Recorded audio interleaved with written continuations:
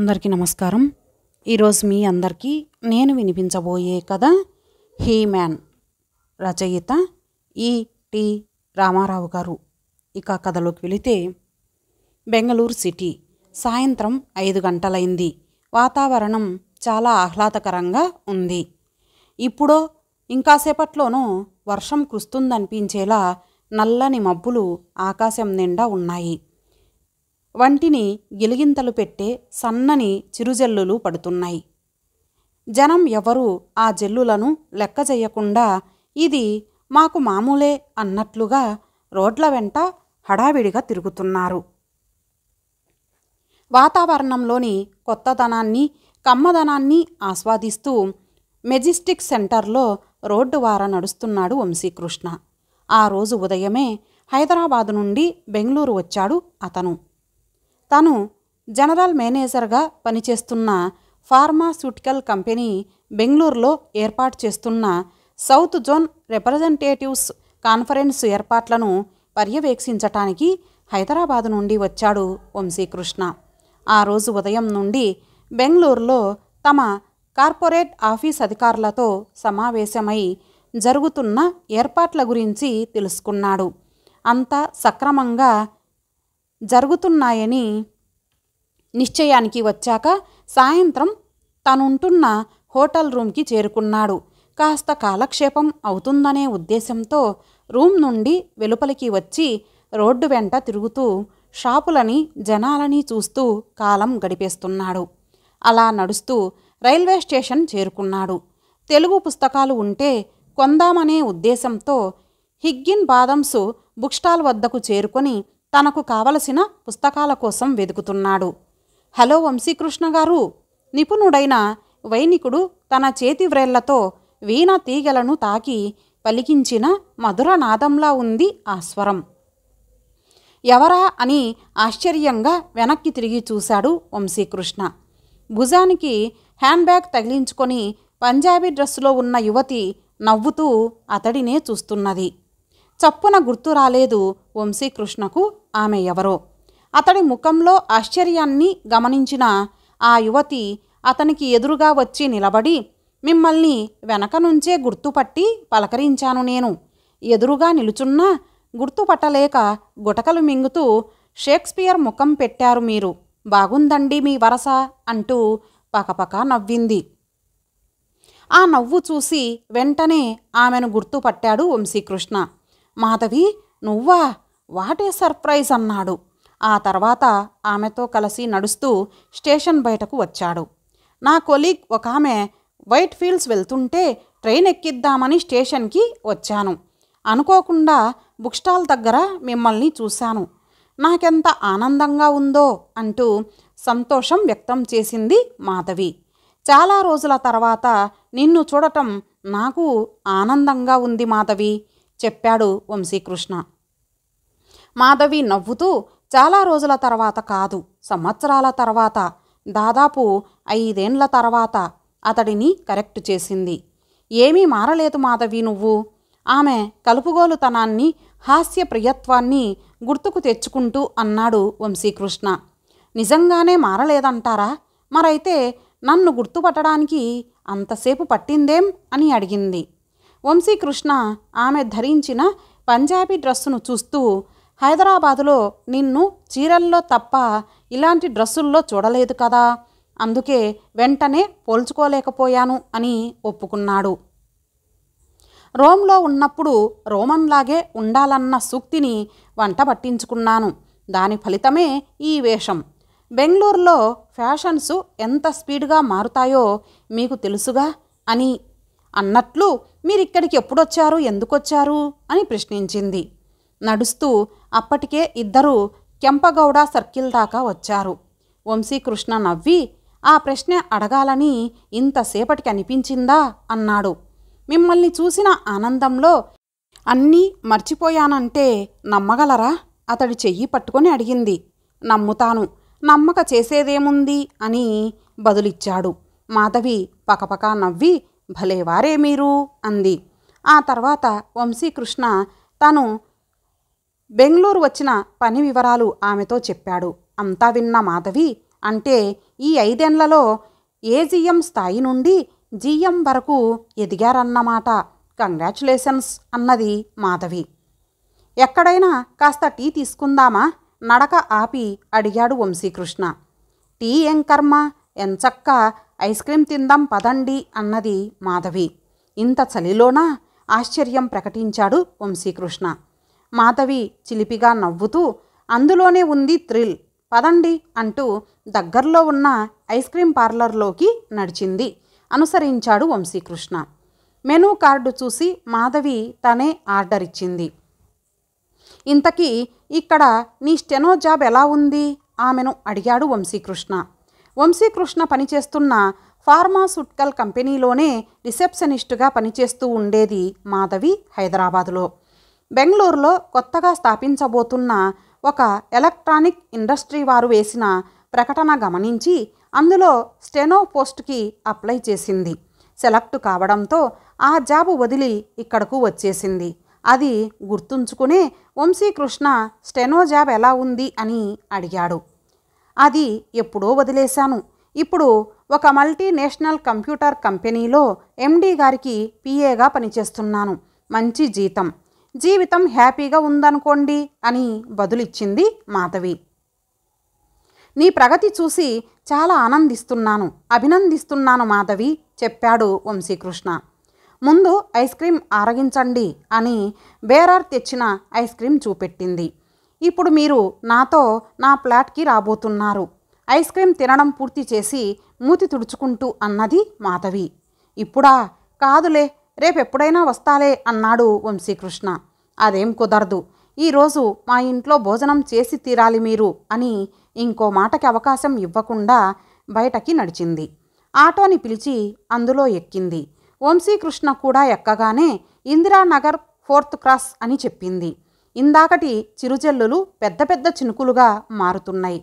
దారి పొడవునా మాట్లాడుతూనే ఉంది మాధవి. ఆ రోజుల్లో మీరంటే నాకు చాలా గౌరవం, అభిమానం వంశీకృష్ణ గారు. చిన్న వయసులోనే అంత పెద్ద కంపెనీకి ఏజీఎంగా పనిచేస్తున్న మీరంటే చాలా గర్వంగా ఉండేది. వృత్తి పట్ల మీ సిన్సియారిటీ, మీ ప్రతిభ, మీ కృషి నన్ను అమితంగా ఆకట్టుకునేవి. ఒక రకంగా మీరు నాకు ఆదర్శ వ్యక్తిగా తోచారు. నా దృష్టిలో మీరొక హీమ్యాన్. వ్యక్తిగా కూడా మీ మంచితనం, సంస్కారం చూసి ముచ్చట పడేదానిని. మీ క్రింది ఉద్యోగులకు మీరిచ్చే విలువ, ఆడవాళ్ల పట్ల మీరు ప్రదర్శించే గౌరవం నన్ను ముగ్ధురాలిని చేసేవి. మగవాళ్ళంతా మీలాగా ఉంటే ఆడవాళ్ల జీవితాలు ఎంత ఆనందమయం అవుతాయో కదా అని ఆశపడేదానిని అని చెబుతున్న మాధవిని అడ్డుకున్నాడు వంశీకృష్ణ. భోజనానికని ఇంటికి తీసుకెళ్తున్నావు, దారిలో ఈ పొగడ్తలతోనే కడుపు నింపితే ఎలా అని నవ్వుతూ అడిగాడు. చినుకులు పెద్దవి కావటంతో ఆటోలోకి కూర్చున్న ఇద్దరు కొంచెం కొంచెం తడుస్తున్నారు. గాలి వేగానికి చినుకులు లోపలికి దూసుకొస్తున్నాయి. కొంచెం చలిగా అనిపిస్తూ ఉండటంతో ముడుచుకొని కూర్చున్నాడు వంశీకృష్ణ. అది గమనించిన మాధవి, ఈ క్లైమేటు మీకు కొత్త కదా, అందుకే ఇలాగుంది అన్నది. ఆ తర్వాత తన మాటలను కొనసాగిస్తూ, మీ స్ఫూర్తితోనే ఇక్కడికొచ్చాక ప్రైవేట్గా డిగ్రీ పాస్ అయ్యాను. స్పోకెన్ ఇంగ్లీష్ క్లాసులకి హాజరవుతూ ఇంగ్లీష్లో ప్రావీణ్యం సంపాదించాను. దాంతో అవకాశాలు పెరిగాయి. అంత పెద్ద కంపెనీలో ఎండీ గారికి పిఏగా అపాయింట్ అయ్యాను అన్నది. అవన్నీ సరే, పెళ్ళి గిల్లి ఏమైనా ఆలోచిస్తున్నావా లేదా అడిగాడు వంశీకృష్ణ. పెళ్ళి గురించి ఇప్పుడిప్పుడే ఆలోచనలొస్తున్నాయి. గిల్లి ఏమిటో మీరు చెబితే దాని గురించి కూడా ఆలోచించాలి అన్నది పకపక నవ్వి. వట్టి చిలిపి అనుకున్నాడు వంశీకృష్ణ. మరో 5 నిమిషాల్లో ఇందిరానగర్ 4th క్రాస్ స్ట్రీట్ చేరుకుంది ఆటో. ఒక పెద్ద రెసిడెన్షియల్ కాంప్లెక్స్ ముందు ఆటో ఆపించి దిగింది మాధవి. మీటర్ చూసి డబ్బులిచ్చి పంపేసింది. రండి, ఇందులోనే నా అపార్ట్మెంటు అని ముందుకు నడిచింది. ఆమెను అనుసరించి వెళ్ళాడు వంశీకృష్ణ. గదిలోకి వెళ్ళగానే టవల్ తెచ్చి అతనికి అందించింది. ముందు మీరు తల ఒళ్ళు తుడుచుకోండి, బాగా తడిసినట్లున్నారు. నేను డ్రెస్సు మార్చుకొని మీకు వేడివేడి టీ కాచుకొని తీసుకొస్తాను అని బెడ్రూంలోకి వెళ్ళింది. 5 నిమిషాల్లో తిరిగొచ్చిన మాధవిని చూస్తూ, ఇప్పుడు నువ్వు ఆనాటి మాధవిలాగా ఉన్నావు అన్నాడు వంశీకృష్ణ. చీరలో నిండుగా ఉంది మాధవి. వంటింట్లోకి వెళ్ళి 10 నిమిషాల్లో టీ కప్పులతో వచ్చి అతనికొకటి అందించి తను తీసుకుంది. వేడివేడి టీ ఒంట్లోకి వెళ్ళేసరికి ఉత్సాహంగా అనిపించింది వంశీకృష్ణకి. మీరు స్నానం చేస్తానంటే వేన్నీళ్ళు పెడతాను, కాకపోతే పంచెలు లుంగీలు గట్రా ఇక్కడ మీకు దొరకవు అన్నది మాధవి. అక్కర్లేదు, రూమ్కెళ్ళి చేస్తాను అని బదులిచ్చాడు వంశీకృష్ణ. అయితే నేనిక వంటింటి ప్రవేశం చేస్తాను, మీరు కుర్చీ ఇలా వాకిలి దగ్గరగా లాక్కొని కూర్చోండి, కబుర్లు చెప్పుకుంటూ వంట ముగించేస్తాను అని వంటింట్లోకి నడిచింది. బయట వర్షం పెద్దదైంది. దాంతోపాటు హోరుగాలి. కిటికీలో నుండి బయటికి చూస్తూ ఇంత వర్షంలో రూమ్కెళ్ళడం ఎలాగా అనుకున్నాడు వంశీకృష్ణ. మీ శ్రీమతి బావుంటుందా, పేరేమిటి అడిగింది మాధవి. వంశీకృష్ణ చిన్నగా నవ్వి, నా కళ్ళకు బాగుందనిపించబట్టే పెళ్లి చేసుకున్నాను, పేరు లావణ్య అన్నాడు. పిల్లల ఏం చదువుతున్నారు? ఒక పాప, పేరు కారుణ్య, 2nd స్టాండర్డ్ చెప్పాడు వంశీకృష్ణ. ఒక ప్రక్క అతనితో మాట్లాడుతూనే చకచక వంట చేసుకుపోతున్నది మాధవి. పెళ్లి గురించి ఆలోచిస్తున్నాను అన్నావు ఇందాక, మీ వాళ్ళు సంబంధాలేమైనా చూస్తున్నారా, లేక నువ్వే చూసుకున్నావా అని అడిగాడు వంశీకృష్ణ. చూస్తున్నారనుకుంటాను, ఇప్పుడిప్పుడే కదా నా కుటుంబ బాధ్యతలన్నీ ఒకటొకటి పూర్తి చేసుకుంటూ వస్తున్నాను. అక్కయ్యలిద్దరికీ గత ఏడాదే పెళ్ళిళ్ళు చేయగలిగాము. తమ్ముడు బీటెక్ ఫైనల్ ఇయర్కి వచ్చాడు, కోయంబత్తూర్ కాలేజీలో చదివిస్తున్నాను అని బదులిచ్చింది మాధవి. ఆమె కుటుంబ వివరాలు వంశీకృష్ణకి తెలుసు. తండ్రి అకస్మాత్తుగా యాక్సిడెంటులో మరణించాడు. అక్కలిద్దరికీ పెద్దగా చదువు లేదు. అప్పటికి ఇంటర్ పూర్తి చేసి టైప్ షార్ట్ హ్యాండ్ పాస్ అయిన మాధవి కుటుంబ బాధ్యత నెత్తుకెత్తుకుంది. ఫార్మాస్యూటికల్ కంపెనీలో రిసెప్షనిస్టు కమ్ స్టెనోగా జాయిన్ అయ్యింది. స్టెనోగా వంశీకృష్ణ దగ్గర పనిచేసేది. అంత చిన్న వయసులో బాధ్యతల బరువును చిరునవ్వుతో మోస్తున్న ఆమెను చూసి ముచ్చట పడేవాడు వంశీకృష్ణ. ఇప్పుడు ఆమె చెప్పిన మాటలు విని మరింత ఆనందంగా ఫీల్ అయ్యాడు వంశీకృష్ణ. నీకోసం నేను ఓ మంచి సంబంధం చూస్తాను మాధవి మనస్ఫూర్తిగా అన్నాడు. మీలాంటి వ్యక్తిని చూస్తే చేసుకుంటాను నవ్వుతూ అన్నది మాధవి. నాలాంటి వాడేం కర్మ, నాకంటే ఎన్నో రెట్లు గొప్పవాడు దొరుకుతాడు నీకు అన్నాడు వంశీకృష్ణ. ఆ సంభాషణ అంతటితో ముగిసింది. మాధవి వంటకాలన్నీ డైనింగ్ టేబుల్ మీద సర్ది వంశీకృష్ణని భోజనానికి పిలిచింది. ఇంతలో కరెంటు పోయింది. మాధవి క్యాండిల్స్ వెలిగించి డైనింగ్ టేబుల్ మీద పెడుతూ, మీకు 5 స్టార్ హోటల్ విందు అన్నమాట గుడ్డి వెలుతురులో అని నవ్వింది. క్యాండిల్స్ వెలుగులోనే భోజనాలు పూర్తయ్యాయి. ఇంత వర్షంలో చీకట్లో ఇప్పుడు రూమ్కి ఏం వెళతారు, ఇక్కడే పడుకోండి, ఉదయాన్నే లేచి వెళ్ళొచ్చు అన్నది మాధవి భోజనాలు పూర్తయ్యాక. అంతకు మించి మార్గం కనిపించక సరేనన్నాడు వంశీకృష్ణ. ఫోల్డింగ్ కాట్ హాల్లో వేసి దానిమీద బెడ్ పరిచింది మాధవి. ఒక క్యాండిల్ ఆ హాల్లో పెట్టింది. ఆ తర్వాత అతనికి గుడ్ నైట్ చెప్పి తను బెడ్రూంలోకి వెళ్ళి పడుకుంది. తన శరీరాన్ని తడుముతున్న చేతుల స్పర్శకి మెలకువ వచ్చి కళ్ళు తెరిచి చూసింది మాధవి. అంత చీకట్లో కూడా ఆమె వంశీకృష్ణను గుర్తించగలిగింది. బెడ్ మీద కూర్చొని దాదాపుగా తన పైన వంగి పడుకొని ఉన్నాడు. అతని చేతులు నైటీ మీదనే ఆమె ఎద పొంగులను తాకుతున్నాయి. ఆ స్పర్శకే ఆమెకు మెలకువ వచ్చింది. తను అమితంగా అభిమానించి ఆరాధించే వ్యక్తి తన దృష్టిలో హీమ్యాన్ తనకు అంత సన్నిహితంగా ఉండటంతో ఆమె మనసు అదుపు తప్పింది. ఏనాడు చెలించని ఆమె మనసులో ఆ క్షణం శృంగార భావాలు ముసురుకున్నాయి. తప్పొప్పుల సంగతి ఆ క్షణంలో గుర్తుకు రాలేదు. తన హీమ్యాన్ తనని కోరుకుంటున్నాడు. తనని తాను అతనికి సంపూర్ణంగా అర్పించుకోవాలి.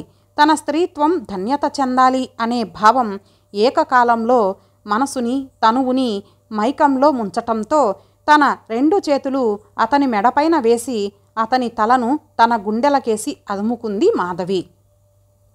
ఆమె నుండి ప్రతిఘటన లేకపోవడంతో పాటు ప్రోత్సాహం కనిపించడంతో వంశీకృష్ణ రెచ్చిపోయాడు. తన ముఖాన్ని ఆమె ముఖం దగ్గరకు చేర్చి తన పెదవులను ఆమె అధరాలకు జత కలిపాడు. పురుష స్పర్శ ఎరగని మాధవి తనువు పులకించింది ఆ ఒత్తిడికి. తన పెదాలను ఇష్టంగా అతనికి అందిస్తూ Vamshi, how sweet you are అన్నది పరవశంగా. వంశీకృష్ణ ఆమెపైకి పూర్తిగా వాలిపోయాడు. మాధవి తనువు విపరీతంగా ప్రకంపానికి గురైంది. తమకంతో అతన్ని అల్లుకుపోతూ, వంశీ, ఏం చేస్తున్నావు? నన్ను చంపేస్తావా? కిల్ మీ అంటూ మాట్లాడుతున్నది. తన వంటి మీద నైటీని అతను విసిరి అవతల పారేయడం, తనని సంపూర్ణంగా ఆక్రమించుకోవడం వరకు గుర్తుంది. ఆ తర్వాత ఆమె మనసు, శరీరం రెండూ అదుపు తప్పాయి. దాదాపు 10 నిమిషాల తర్వాత అతని గుండెల మీద తలవాల్చి, thank you Vamsi, thank you very much అంది. తొలిసారిగా పొందిన ఆ అనుభవం తాలూకు అనుభూతితో ఆమె ముఖం తృప్తిగా ఉంది.